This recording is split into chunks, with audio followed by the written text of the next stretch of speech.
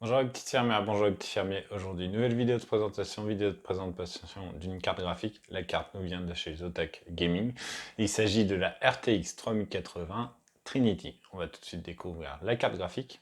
Voici donc la RTX 3080 Trinity de Zotac. On découvre un carénage très épuré, c'est du plastique, c'est noir.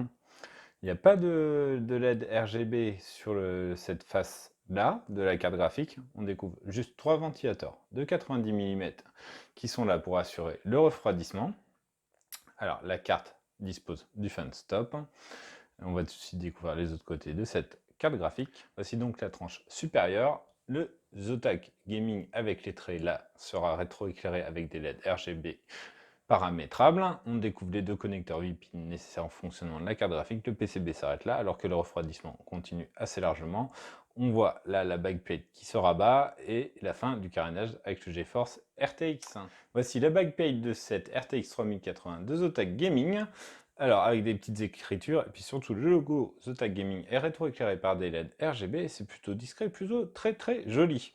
Alors, sinon, la backplate recouvre l'intégralité du PCB et va même un peu plus loin afin de rejoindre la fin du carénage et la fin du refroidissement de cette carte graphique. Voici l'arrière de cette carte graphique. On découvre la fin des ailettes en aluminium de refroidissement, la backplate et le carénage. Tout est propre, pas un fil ne dépasse. Et là, le deuxième connecteur 8 pins nécessaire au fonctionnement de cette carte.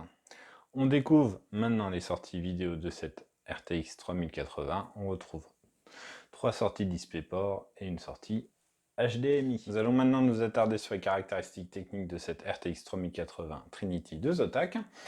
Le GPU fonctionne à 1440 MHz de base et à 1710 MHz lorsque le boost est actif.